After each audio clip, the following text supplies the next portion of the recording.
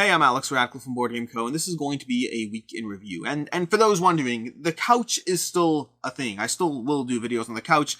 It's just been a long few weeks as I try to keep this place as organized as possible. The basement is a mess. I have like 4 boxes going out the door. I have hate on the floor. I played hate recently. It was fun. We'll talk about that later. A whole bunch of things. Big mess. Right now, it's just a little easier to do this on the table, so it is what it is.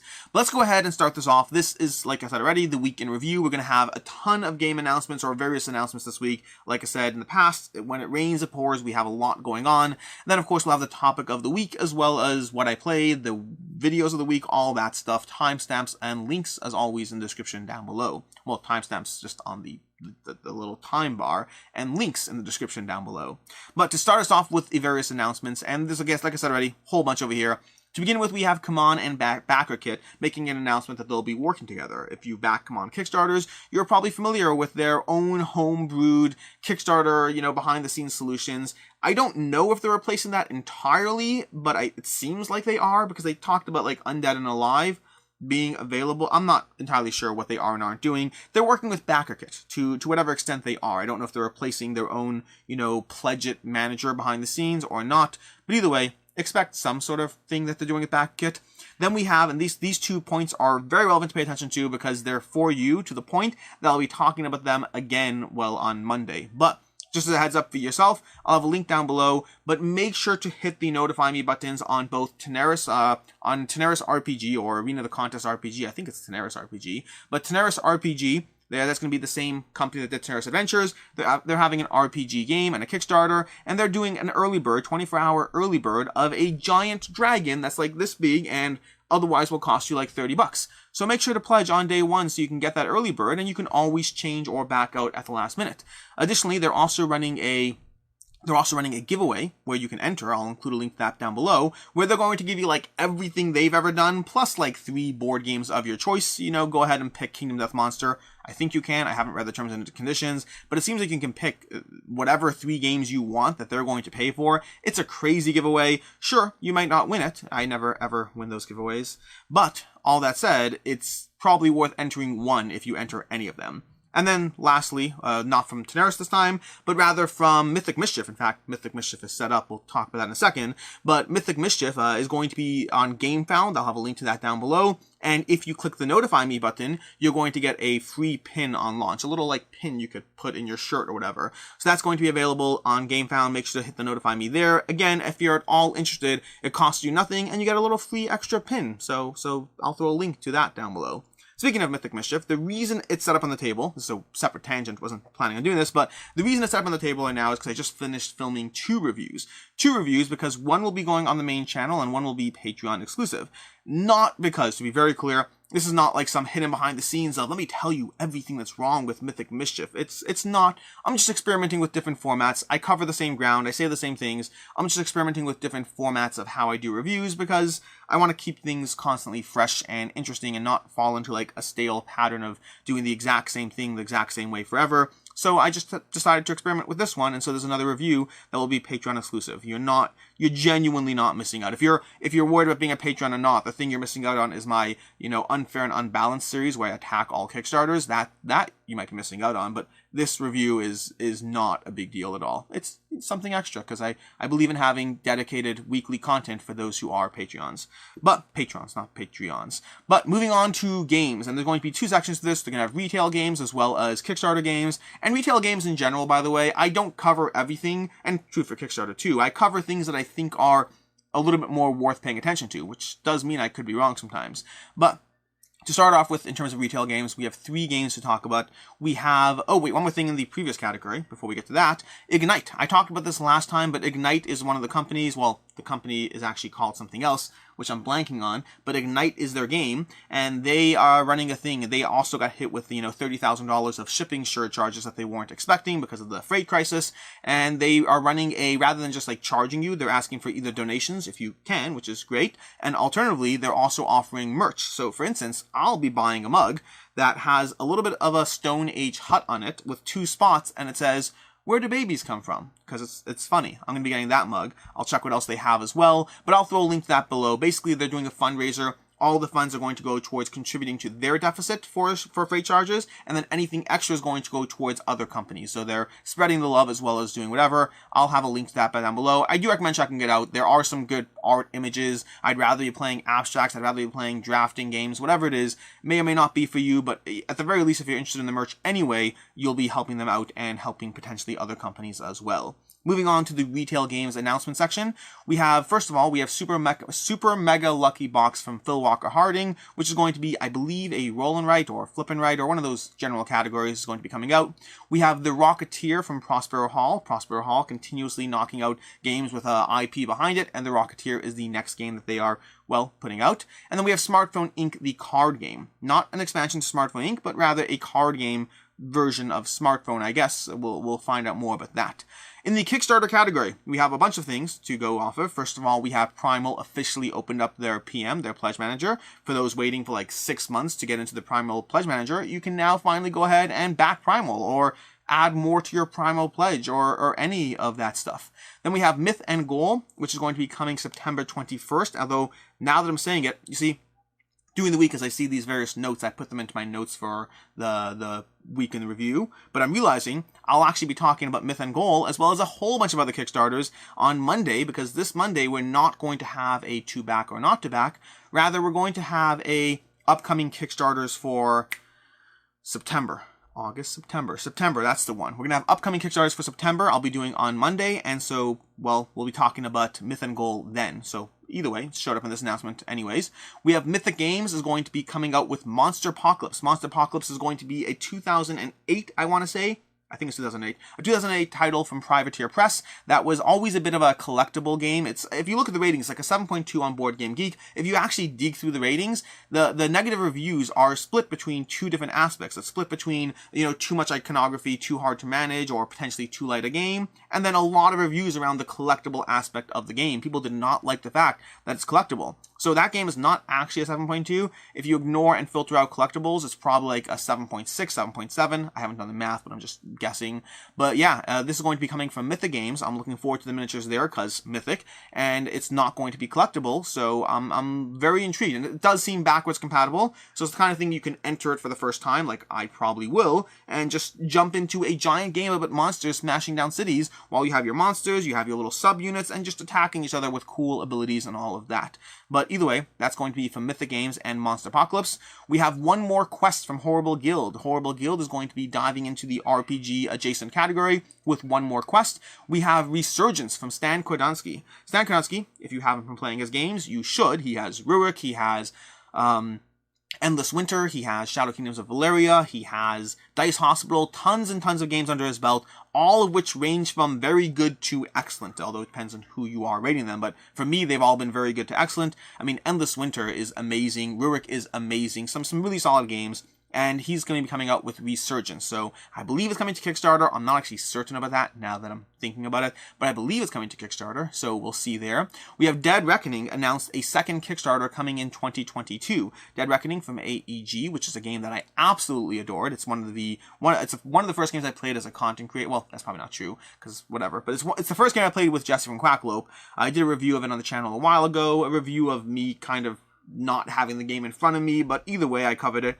It's when I first came out with the what I like, don't like, and can see others not liking format for my videos. But anyways, Dead Reckoning, great game. Pay attention to that one. If you missed the last Kickstarter, this is going to be another opportunity to jump in, probably at higher prices because of the freight crisis and all of that. So sorry, or whatever. Then we have Bardwood, I think it's called Bardwood Grove, from Final Frontier Games. The art's going to be from the Micho as usual, but Bardwood Grove, I don't know much about it past that. Designed by the same person who did Merchant's Cove, Carl von Ostrand, I want to say. But yeah, Merchant's Cove and Final Frontier Games. Merchant's Cove designer, Final Frontier Games, and art by the Micho is going to be Bardwood Grove. And that brings us to the topic of the week, which is not a particularly fun one. So, I specifically did not put this in the title of the video. You may have seen it in the timestamps already, and you may have jumped here straight to it because of that, but I specifically did not put it in the title of the video because I don't in any way want to use this situation as a way to get additional views, if that makes sense. Meaning, if you're watching my video, great, I want to talk about it. But this is not the kind of thing that I don't want to in any way use a situation like this to grow the channel, if that makes sense. So, Broken Token. That's what we're talking about here. You may or may not already know what's going on, and this is one of those many conversations that I tend to have on the channel where I tend to take a bit of a middle ground approach, which means I'm not far enough to the left for the people on the left and not far enough to the right for the people on the right. I don't know if it's left or right in this category, but I am more of the opinion. There'll be people on both sides who think I'm not going far enough in one direction, which is fine. It is what it is. I don't know who's right in these things. I try to look at things from all sides. I'm not always right. I make mistakes, but it'll be one of those conversations. So I would say whoever you are, I think the biggest thing before we get into the conversation, just think through your biases and try to counter your own biases before you judge either way, before you judge me or anyone else for that matter. We all come to the table with biases and opinions. But basically, for those who don't know, let's catch you up to speed first. Broken Token, the CEO of Broken Token more specifically, or the owner, I don't know if they have a CEO structure, the owner of Broken Token was accused recently by an article on Medium from an employee from like 9 years ago, so it's an older situation, it's not new, it's just the article's new, where he's accused of sexual abuse, basically. That's the short version of it. There's no easy way around it. He was accused of sexual abuse, of relationship, power dynamics, a controlling relationship, threatening someone with a job unless they, were in a relationship with them. A whole thing, you can read that. And then, let's see how to tackle this. So, he was accused of that. Then people called for, basically cutting off all ties with Broken Token. Companies dropped Broken Token left, right, and center. You have Frosthaven, you had Dinosaur World, you had Grey Fox Games. Any company that I've seen, they're all just dropping ties with Broken Token. They can't sell inserts for their products. If they use them for any sort of contractual, business relationship, they're just walking away left, right, and center. And then Broken Token released their own statement on their page, which, at least for myself, served to solidify any possible degree of doubt around what did and didn't happen in that context. So why are we talking about this? So first of all, just general awareness in case you wanted to know. It's worth knowing. But past that, to me, this is more about the conversation, at least right now, the reason I'm talking about it, is about the conversation about how we handle these situations, because you'll see people on all sides here. You'll see it on all sides. You have people who are instantly and immediately calling for the destruction of Broken Token as soon as the article hits. You'll have people who are it's over. There is no room for any conversation, just done. Destroy them, destroy the company, just try to do whatever you can to just shut it down. You'll have people all the way on the other side who are even now saying, no, who knows what's going on, you can't believe it, you can't do it, whatever. You'll have people on both sides either aggressively attacking or aggressively defending Broken Token. You do have that in these situations. It's the general conversation around what do you do when an accusation is made. I'm not telling you what to do. I'm not going to go there in this video, but I will just say general things to be mindful of as you decide what you want to do yourself. And I'll also phrase it from my own biases or whatnot. As a starting baseline, the studies have shown that false sexual assault accusations are in the range of under 5%. It depends how you measure it or weigh it. I think the numbers I've seen are between 2.83 to 8%. That's the ranges of what you're talking about of potential false sexual accusations, sexual abuse accusations. Obviously, that is situational to the type of abuse, type of accusation, but as a general aggregate across the field, that's what those numbers are. So, in general, again, decide what you want to do for yourself, but understand that these false accusations are incredibly rare. I'm not saying that means, you immediately condemn someone because, hey, this isn't a court of law. Because the flip side, here's where we go with this conversation. In a court of law, it's innocent until proven guilty. That's in a court of law. That's not how it works in public opinion. A great example I saw is if you see someone robbing a bank.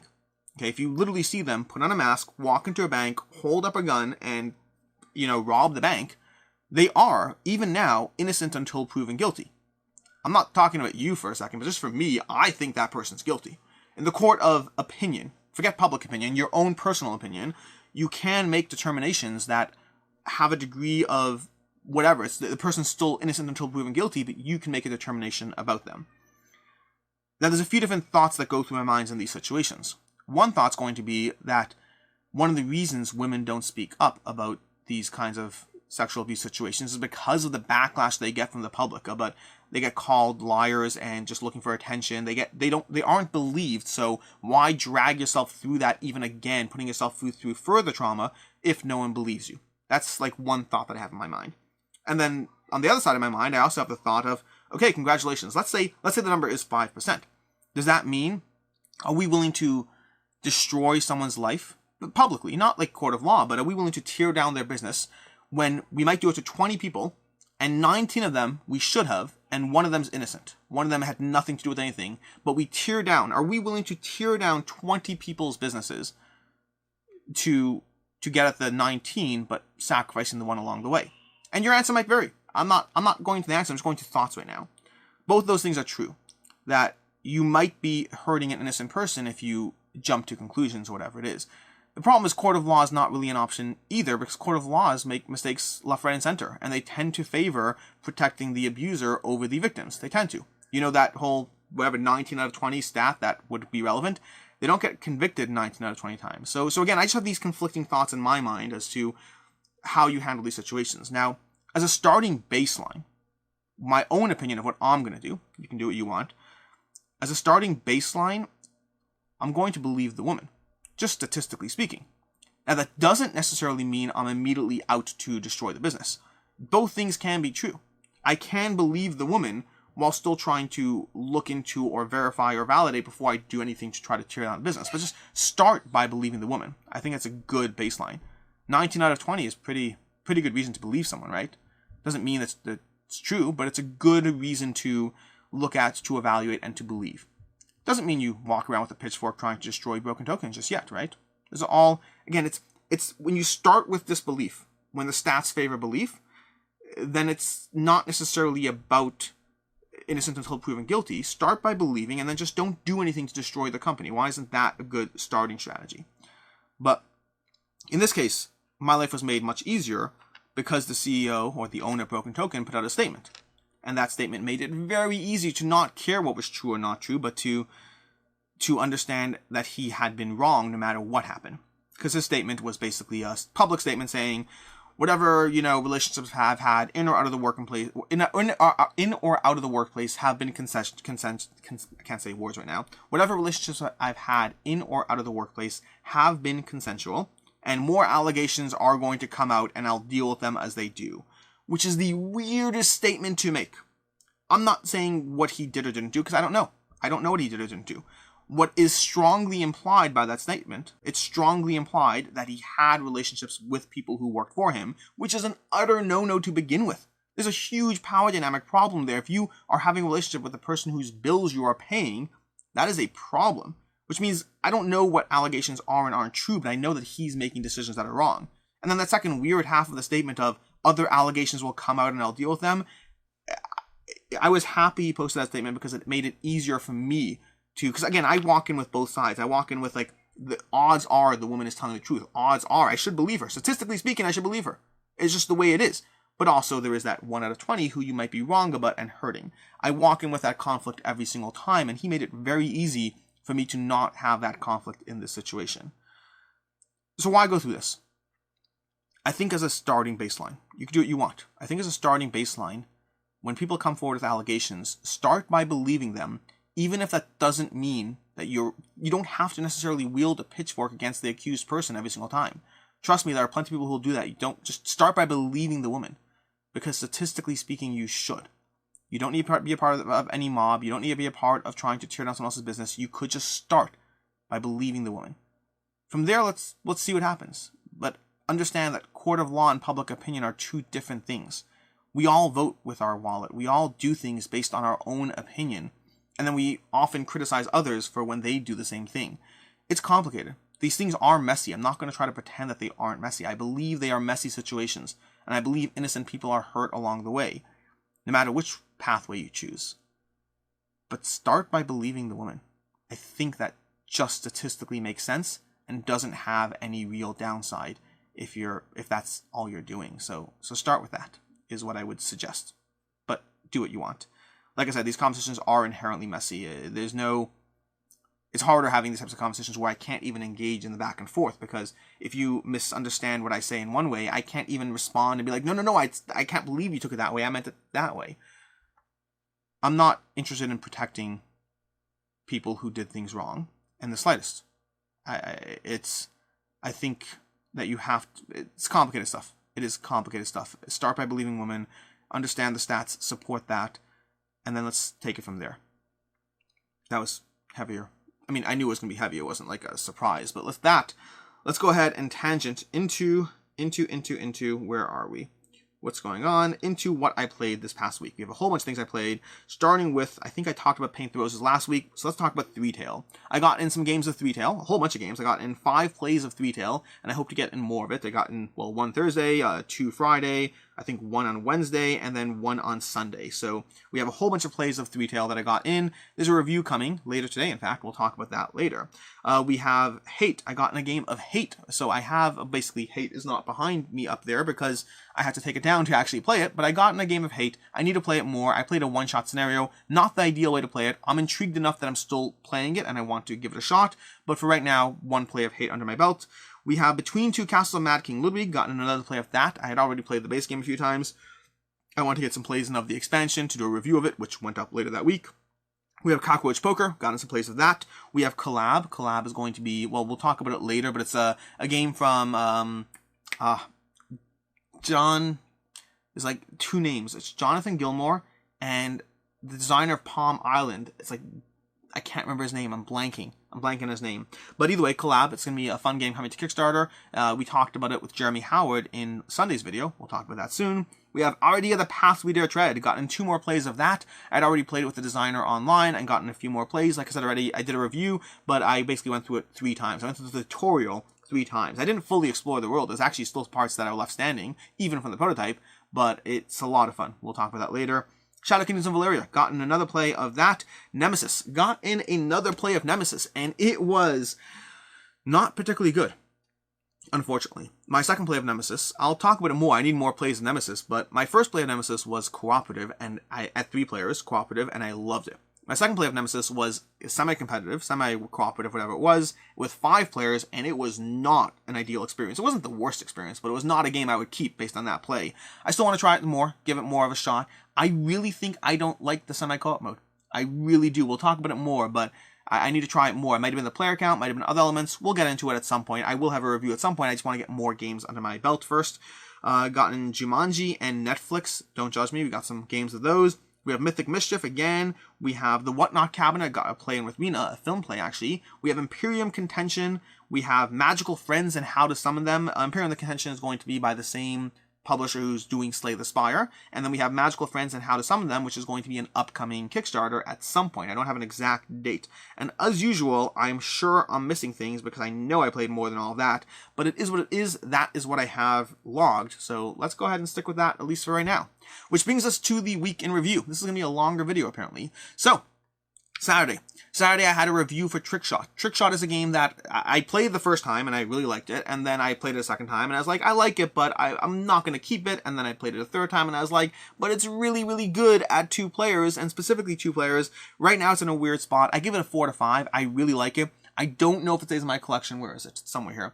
I don't know if it stays in my collection long term just because of the 2-player longer playtime, but it's really good and feels fairly different than other games I have in my collection. So for right now, it stays. Then later on Saturday, we had a gameplay of Master of the Universe, Clash for Eternia, which I did with Rena. Give me a second here. We have Master of the Universe gameplay. Then we have Sunday. Sunday was going to be Kickstarter Hype Train, a video I did with Jeremy Howard that has a ton of things that I am super excited about. Now, there's actually a bit of a misunderstanding. The original point of the list was to cover games we had played that we were excited about, because I guarantee you, if my list had been just games I was excited about, it would have been much harder to narrow it down, because I have a lot of games. I'm happy Jeremy Howard brought in a bunch of them. I mean, like, for instance, Agamonia, which Jeremy Howard talked about. I got this over here. We'll talk about that more at the end of the video, but there's a lot. I haven't actually played it yet, just to be clear. But yeah, Kickstarter Hype Train. A lot of things I'm excited about. Not good for wallets. Various dates attached to any number of these. But I'm very excited. I look forward to doing more of these videos. I'll probably do them with Jeremy Howard in the future because, I mean, that man is, first of all, he's a lot of fun. And secondly is, well, he's a lot of fun, really. I like Jeremy Howard. I like doing videos with him. And he and I both fall into that similar space of we are incredibly excited about all these different games we get to experience, but also understanding that there's a lot of mediocre games along the way, and there's a lot of decisions to be made about what to back and where to put your money. I think he and I have a very similar outlook on them, which makes these videos particularly fun to do with him. But that was Sunday's video, so watch that if you haven't, although don't watch it if you don't want to be hyped up for some games coming up. Then Monday was to back or not to back, my picks of the week there were going to be, I picked Wild Serengeti for my interest pick of the week, and then we had the Edge of Darkness for my value pick of the week, in terms of just they had an all-in pledge that was totally a good back over there. Then we have on Tuesday we had a few videos. We had Between Two Castles of Mad King Ludwig and Expansion Review. The title of Between Two Castles of Mad King Ludwig plus Secrets and Soirees Expansion Review, that is a long title. You cannot fit that on the usual thumbnails that I try to put out. That's the longest title I've ever had, before we even get to like extra things about the title where I say things like, a drafting game for 2 to 6 players. It's a long title. But anyway, short version of those is I gave that one a 3 out of 5, but it is staying in my collection for right now because it falls into a category that's very accessible, good with a variety of player counts, pretty short. It is another Seven Wonders-like game to be in my collection. Overall, I'm really excited about, well, not excited. I'm happy to have it in my collection. Solid, fun. Long term, we'll see. Seven Wonders has stayed around for like 10 years. Seven Wonders has stayed in my collection for 10 years now. I don't know if Between Two Castles, Mad King Ludwig has that kind of staying power for me, but for right now, it is sticking around. Then we had, later that day, we had the Whatnot Cabinet. I did a gameplay with Rena. Same idea. I like it. It's short. It's another 3 out of 5. Another one that I really enjoyed while also not loving. That one, I would say, if it left my collection, I probably wouldn't try to get it back, but we both like playing it. It's short, it's accessible, it's fun, it plays 2 to 4 players. Saw a little game there. Then later on Tuesday, we had a random unboxing of a variety of stuff, including a chirp wheel for my back, which I really should use. I only used it once so far, and they don't really do anything when you use them once. You need to use them on a regular basis, but we'll see how that goes. Then on Wednesday we had Black Rose Wars, Should You Back It? So overall, just a Should You Back It of Black Rose Wars, Rebirth, covering whether you should or shouldn't get it. Short version is value-wise, I think you'll be fine. I think it'll hold its value. Also, if you already have a ton of content for Black Rose Wars, I don't know if you need more, but they are introducing a concept called avatars that might make lower player count games better, so it's a bit of a harder toss-up there. And then later on Wednesday, we had an unboxing for Ankh, Gods of Egypt that I did together with my son, which, by the way, first of all, a few things. First of all, we have like 8 people who disliked that video. Y'all are monsters. My son is adorable, and the fact that you disliked whoever you 8 are, you're probably not watching my week in review, but whoever you 8 are, you are monsters for disliking that video. Secondly, thank you so much to the variety of people who are like, Alex, you threw out the box with the stickers for the cats. Because I did. And I fortunately posted the video the day after I filmed it, which meant I was able to go to the garbage and get the box and find the stickers that I needed for the cats. So thank you. The solution in general is, if you're going to get games, make sure to start a YouTube channel, film unboxings, put them up the next day, and don't throw out your trash the next day, and you're saved, like I was. So I really appreciate all of you. But that was fun to do. Then on Thursday we had Arydia, the Paths We... I think I'm still doing it. I think it's Arydia. I don't know how to pronounce it. I'm clearly wrong. I know that much. Arydia, the Paths We Dare Tread. We had a review for that, which went up. And overall, so it's first impressions review because it's limited the degree to which I can go through it because it's a prototype and it's a campaign prototype. Those are always harder to review. But as of right now, it would be a 5 out of 5. My biggest complaint was twofold. My biggest complaint was the combat I felt could have been more difficult. But again, it was a prototype and I went through the tutorial stuff. And then also, I'm concerned about the accessibility of pulling things out, putting them away, and all that. And as far as the combat goes, I was looking forward to the non-combat parts more than the combat. I really appreciated and enjoyed the exploration that the game gave me. So I'm really looking forward to that. For right now, it's a 5 out of 5. But it's tentative because first impressions, and I gave it like hours of gameplay, but it's a campaign game. I need to dive into it more to feel more confident. But for right now, it's a 5 out of 5. I'm really, really excited about what Cody has done with that game. And then on Friday we had another video for the second one in the series. We had a Do You Need It video, which is a video covering all the various stuff I've played or reviewed in the past month or so, and covering whether I think what they do differently, what they add. And it's a format I'm still developing and trying to get better at. The goal of the format is to really say, hey, this game is great, but you don't necessarily need to track this one down. There are other games that are good. Like a good example is going to be Cascadia and Calico. They're both great games, but I don't know if you need both of them. Maybe one of them is good enough. So kind of covering where games are special, unique, and stand out, as opposed to just whether the game is great. I think in the video, I don't think I was as critical as I should have been. Again, the goal is to try to look at it and say, you don't need this game, there's plenty of other good games, or give you alternative suggestions. I'm still fine-tuning the format, so it's something that I'll have to figure out, but I want, my goal is to be more critical and give more suggestions, is what my point is, as opposed to just, it's not meant to be like a month in review, it's meant to be, hey, here's 30 games, 10 of them I really liked, and even from those 10, only really look at these 5 if you're trying to be really critical and selective. That's the goal of the video, and I don't think I did that as well as I could have, so sorry. We'll hopefully get it more critical next time. And that brings us to today. Today we have 2 videos going up. We have Gods Love Dinosaurs going up at 1 o'clock Eastern Standard Time, and then at 4 o'clock we have the review for ThreeTales, which, like I said already, have 5 places in my belt and having a lot of fun with that. Spoiler alert to the review, but yeah, you can check that out at 4 o'clock p.m. Eastern Standard Time, a review for ThreeTales. Which brings us to what's coming up next week. What's coming up next week is going to be a few things. To begin with, we have upcoming Kickstarters for September. That's what will be going up Monday instead of the usual 2 back or not to back. I don't remember what else is going up next week. A whole bunch of things, but I don't remember at the moment, so I'm just going to move past that. On to the games on the table, which are all games I hope to get played this weekend. We'll see what we actually do. We have Agamonia, which just arrived like half an hour ago. I'm so excited about this one. I hope to play this. Well, I'm going to play this one, and we'll talk about it. I might do a Play This Not That with Arydia, the Past We Dare Tread. People have asked for it enough times, even though the Kickstarter will be over by the time I could, but it might be useful for Pledge Manager. We have Nemesis, which I want to get another play in, because like I said already, I had one of the best plays of a game that I ever had, and then followed by a mediocre subpar experience, so I want to dive back into Nemesis, maybe even with an expansion, we'll see. Ankh, the Gods of Egypt, in about 20 minutes, I'm going to be heading out to go play that, so we'll talk about that in next week's week in review. Maybe we'll get multiple plays in. I heard it's actually one of these shorter CMON games in the trilogy. Then we have Cascadia, Calico, and Verdant. Verdant's going to be the new one from Flat Out Games, and I hope to play all of these. I've played Cascadia before, I have not played Calico, and I have not yet played Verdant, and that is going to be a fairly long week in review. Until next time, I'm Alex Radcliffe from BoardGameCo. Thanks so much for sticking around and watching this as usual. I appreciate it. And also, in terms of the topic of the week, it's a difficult one. It's a difficult one. I appreciate whatever grace you give me in terms of trying to understand that I'm trying to look at it from a balanced point of view, while in no way protecting in no way protecting people who are doing things wrong. That's a tricky one. Anyways, once again, I'm Alex Radcliffe from BoardGameCo. Appreciate you being here, and as always, have a good one.